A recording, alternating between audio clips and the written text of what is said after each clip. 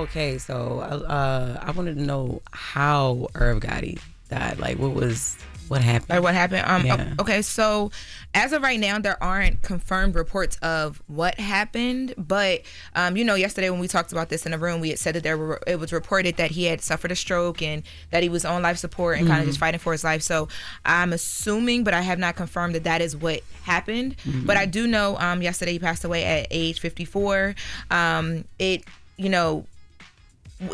Something like this, I think a lot of people are right now kind of taking the time to look back on his career and his accomplishments and things of that nature. So there was a lot of outpouring of love online. And of course, we know Irv Gotti, and for those who don't know, he is Murder Inc. He signed DMX to Def Jam. He EP'd DMX's first It's Dark and Hell is Hot. Ja Rule, Ashanti. He's worked with J-Lo, Jay-Z. He's done so much. He also Mary J. Blige. He's also across like movies and television. He had that deal with BT at one point where they did Tales. They did the Murder Inc. story. Just a culture storyteller and a person that has been cemented in hip hop culture for sure. So yesterday, you had a ton of people posting online. Jamie Foxx posted and said, "Rest in power, my brother. Your music, your legacy will never be forgotten. You spread a lot of love and a lot of wisdom to everyone that you met." Russell Simmons posted again and said, don't let his tragedy and his death go in vain. He was speaking to black men and women, saying, care about your health, go get checked up. He was talented, he was beautiful, he was curious, enthusiastic. Steve Rifkin also posted talking about when he met Irv back in 1993, and just some of the things that they were able to do together. Ja Rule posted. He didn't say too much. He just posted a broken heart. I think a lot of people were waiting to see how Ja Rule would respond because of their close relationship. Lance Gross, Mark Lamont Hill, just a ton of people online everywhere, just showing some love for Irv Gotti. So we wanted to take that time this morning to do that, and we do have some of his music. I know y'all got some stories to share too. Well, question, Lauren. So that story that they said, he suffered another stroke and had bleeding of the brain. That wasn't confirmed? That was not confirmed. So yesterday, The Hollywood Reporter is who confirmed the news that he passed away. And at the time, they said that there was no information about what the cause of death was, but that he passed away in New York on Wednesday. The stroke information, all that is still at this point not confirmed, but we do know that he had one previously, like 5 months ago. He had one, and he was walking on the cane. And his rep had said then that he really wasn't taking care of himself diabetes wise as well too, and that led into the strokes. But nothing confirmed as of yet. Yeah, I loved what Russell Simmons said, man.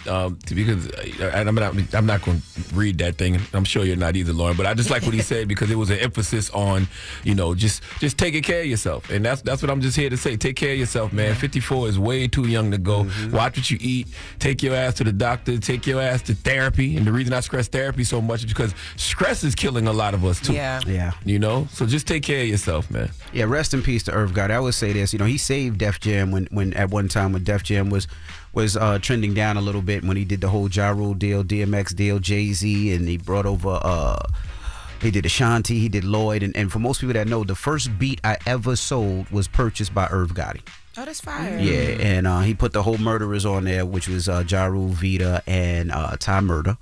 And that song is actually on Funkmaster Flex's album. Oh, wow. Yeah, so if you ever read the credits, that was the first beat I ever sold. So rest in peace to Irv Gotti and the things that he's done, behind the scenes for hip hop and the things that he's put out there. I mean, I don't even know if you know that he did the deal with Cardi B and what's the shoe line that you always wear? Steve Madden. He did that deal. I didn't know that. He put that together for Cardi B and Steve Madden. So he was the one that built that bridge for man.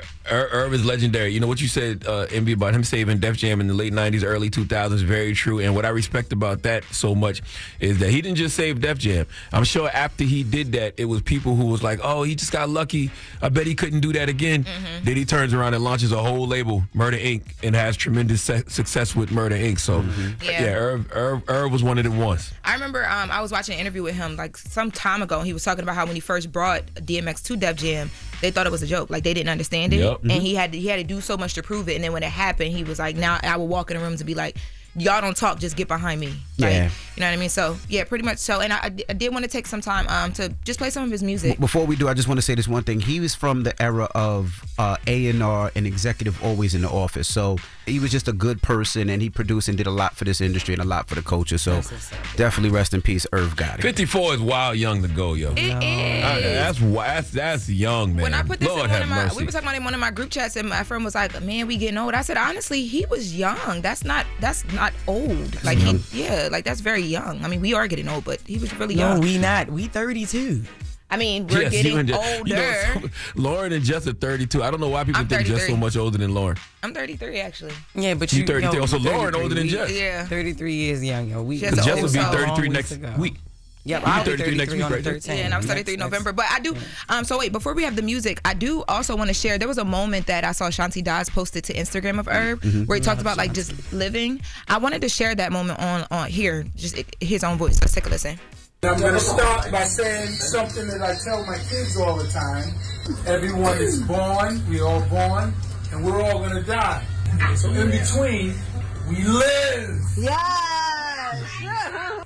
To the fullest. So that's what I think. So we live. I'm going to expand on the love by saying I love everybody in this mother. We love you too, Will. We love you too, Will. Man, I need that long life. I know it's not promised to any of us, but please, God, let me live a long time. I mean, I'm not old enough yet. Like, you know what I'm saying? Like, you know, they say unk and everything now. No, 46 ain't nothing. I need to get to like that Clarence Davant 90, that Cicely Tyson 90. Yeah. Let me touch 101 of them things, man. As long as I'm able to move around, I'm with you. I don't want to be 90 in a vegetative state. I want to be able to move around. Be that. Y'all take care of yourselves. Y'all Absolutely. be good.